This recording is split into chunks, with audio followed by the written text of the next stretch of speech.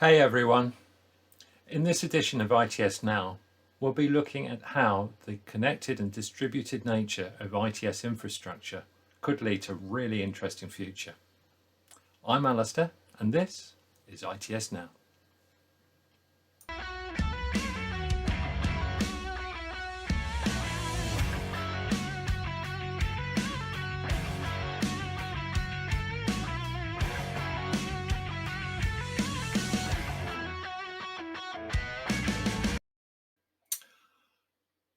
Over the years, traffic systems have evolved to become increasingly sophisticated in response to the increase in the volume of traffic and as technological advances have resulted in the ability to implement enhanced capabilities. However, the advent of emerging technologies promises a step change in capabilities, but poses issues on how these can be integrated effectively with existing ITS systems to provide the most benefits to users.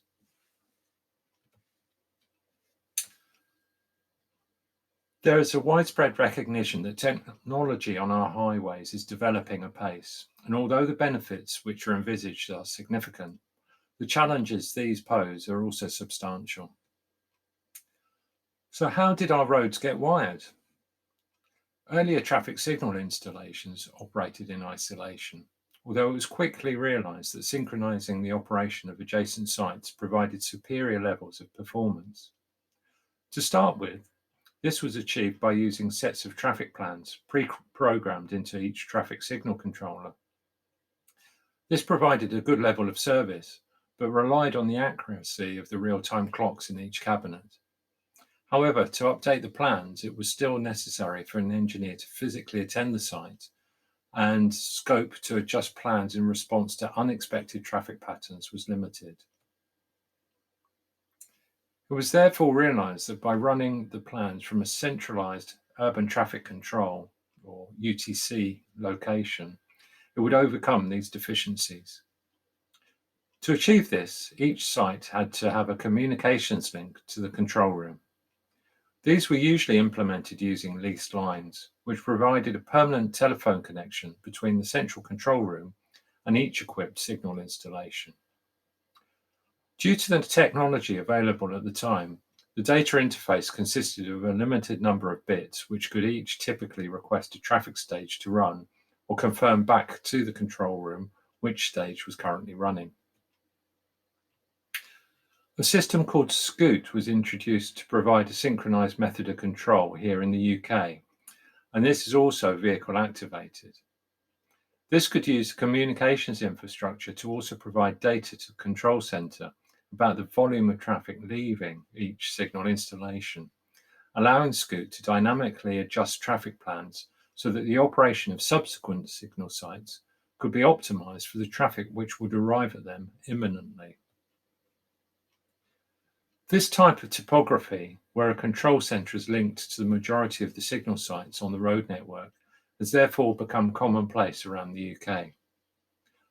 Over time, the range of equipment installed on the highway network increased, including variable message signs, CCTV, and parking guidance systems.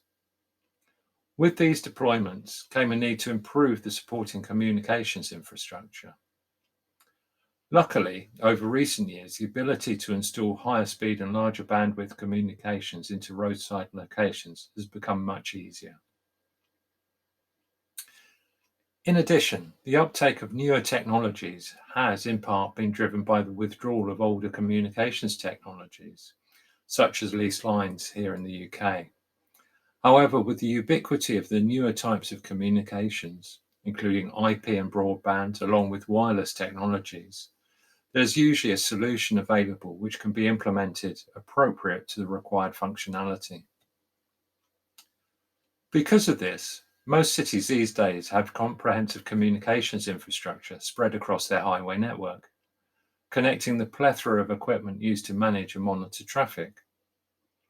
It is probable that these traffic installations will soon become data nodes for a variety of emerging highway-based technologies over the coming years, due to their connected status and distributed nature across the road network.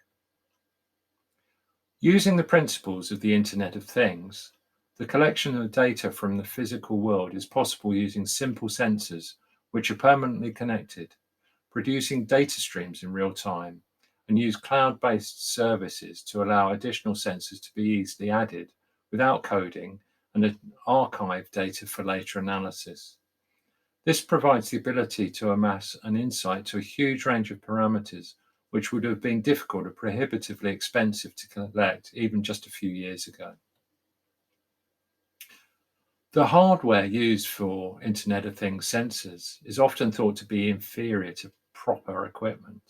And although there is a huge variety of less accurate devices which are inferior, there are now many companies producing well-engineered, accurate, calibrated sensors which offer much better value than traditional systems. In part, this is because of their ease of deployment and low operational overhead. Many of the technologies obviate the requirement for any civils construction to be undertaken to install them. The equipment is often characterized by being small, so that it can be mounted onto existing infrastructure such as lighting columns, signposts, or traffic signal poles. In addition, they are normally low powered, so can operate from an internal battery. These might be recharged by a small solar PV panel, but are typically quoted to have a 5-year or greater life expectancy, or may be wired into an electrical supply from the host infrastructure it is mounted on. Remote sensors also frequently use wireless communications, although again, those mounted on infrastructure such as traffic signals may take use of the existing communications facilities available. In the US, the city of Chicago pioneered the Array of Things, consisting of diverse sensors mounted together in compact pole-mounted housings, typically located at traffic signals. These use the existing communications infrastructure to distribute hyperlocal information back to the city authorities and to interested citizens, with detailed information across a wide range of parameters, currently including traffic, weather, pollution, flooding, noise, and lighting conditions. The data produced by these kinds of technologies can benefit the operation of a city in many ways. It may be used immediately to trigger a response if an event is registered or if a threshold has been passed. These may include rerouting traffic if a localized flood is detected, or changing traffic plans if congestion is forming. In addition, the ability to use historic data to undertake trend analysis or review the effectiveness of interventions can provide a valuable tool for making informed decisions for infrastructure investment. However, a key issue is the fact that the infrastructure should not just be used by one agency, but can benefit the whole community. In this way, additional sensors could be added to the system, which might not obviously belong within the traffic systems. An example of this could be level sensors installed in litter bins to optimize waste management collection rounds. In addition, the system should be capable of conveying information not only from different city authorities, but also a diverse range of stakeholders, including private entities who may wish to contribute and share in the benefits of this data exchange. The benefits of an open data model may include encouraging a more diverse range of stakeholders to share in the associated costs, which would have traditionally been an overhead to a couple of different local authority departments. Another benefit of the low-cost overheads generally associated with Internet of Things type sensors is the ability to increase the density of sensors. By increasing the numbers of data nodes across an area, the improved granularity of the information generated provides capabilities for hyperlocal insights to be generated, and the effects of any minor inaccuracies in individual sensor readings will be balanced across the large number of sensors being used. Additionally, because of the reduced needs for supporting infrastructure, they allow units to be deployed off-grid in areas which have not previously been instrumented because of the difficulty and expense of providing electrical supplies and communications links. This is of particular interest in rural areas where roads can be susceptible to disruption caused by a very wide range of set of causes, and sensors such as climatic and incident detection would have been prohibitively expensive to install.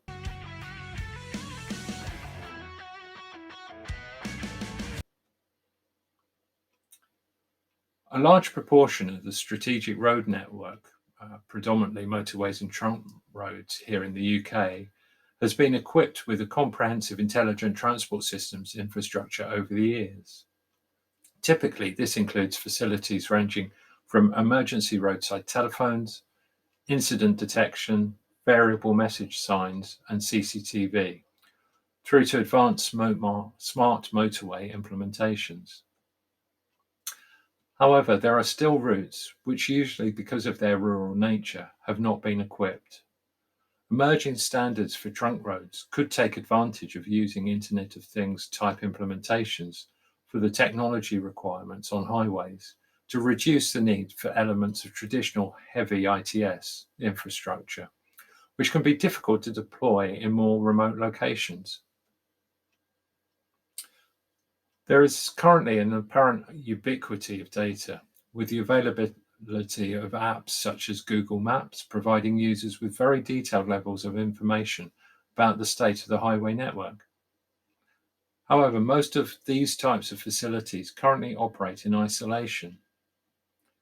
Many developers of Internet of Things technologies have come from outside the existing ITS industry and use bespoke software or online tools to allow users to make use of the data which their products produce. Also, with the emergence of big data, it has become commonplace to use analytics tools to extract a meaningful insight to what is occurring. Although these types of tools can provide valuable insights to the way in which our communities function and help in identifying causal factors for problems, they do not have a direct method of influencing the operation of the city to overcome issues or to optimize the operation of the transport infrastructure. So, how can the disparate data sources be brought together to influence and inform the ITS systems which operate our transport networks and offer a pathway for additional stakeholders to gain value from their use? The Urban Traffic Management and Control (UTMC) initiative was launched in the UK in 1997 by the Department for Transport. It sought to use modular systems based on open standards to allow highway authorities to achieve their transport objectives without being constrained by single source solutions. Commercial UTMC products use intelligent smart mobility applications to leverage the advantage of open standards, allowing equipment and subsystems from different suppliers to work effectively together. In order to deliver effective ITS systems usually consist of elements such as a core common database to control the operation of traffic, functionality to receive and deliver real-time data to a broad range of external entities, and an analysis capability to understand the effectiveness of interventions. UTMC systems commonly work with a diverse range of disparate subsystems from a range of different manufacturers to achieve an integrated system environment. Examples include traffic signal control using Scoot, integration of CCTV to monitor the network, car park occupancy information and variable message signs to convey information to drivers. In addition, work is being undertaken to more closely align the UTMC technical specification with DATEX, the European standard for traffic-related data. This type of platform is therefore not only mature, but is also being used across the UK by the majority of highway authorities and offers a route for emerging technologies to be used directly by traffic systems and to share information across a wide spectrum of stakeholders. An example of the way in which UTMC systems offer a pathway to integrate different systems and allow future technologies to be more easily assimilated is with the use of air quality monitoring. Back in January 2017, air quality in London hit the headlines with high pollution levels resulting in the poorest categorization band of 10 being issued for the first time since the current system has been used. A major contributor to poor air quality in cities is recognized to come from vehicle emissions, although the reasons why these are worse at different times of the year are complex and include a range of climatic conditions. To tackle this, urban authorities have established air monitoring stations, which provide data that can be used to identify pollution events and to allow forecasts to be produced to proactively warn of their likely occurrence. However, these systems tend to be large, often housed in a small cabin, which can be difficult to locate in an urban centre, where space adjacent to an affected highway can be at a premium. These systems are also expensive to purchase and to operate, with regular calibration and replacements required. These drawbacks, therefore, limit the ability of most local authorities to deploy them across their road network. The result of this is that the data produced can only provide broad indications of the environment and lacks detail on a street-by-street basis. To overcome this, small roadside sensors can be used which give us resolution which is simply not possible with the traditional monitoring stations. Although these new sensors are not as accurate as full-scale air monitoring stations, the technologies used are progressing continuously, so that measurements at parts per billion instead of parts per million are now possible. These new generation sensors typically make use of the Internet of Things principles discussed earlier, to use small devices that can be mounted onto existing street furniture. Because of this, it is possible to install many units across a city to gain a detailed understanding of the patterns that result in poor air quality events. These data streams can be fed into a UTMC system to allow traffic managers to understand the impact of traffic plans on the environment. This information can also be used proactively to trigger a range of actions, such as changing traffic plans, to reduce the impact that these events have. So it could be used to reduce traffic flow in badly affected streets or to reroute traffic away from affected areas before the situation becomes too serious. The system can then also be used to warn the public about air quality incidents, with online and variable message sign displays being used. With the future introduction of connected and automated vehicles, there will be a requirement for data to pass from vehicle to vehicle and from vehicle to infrastructure.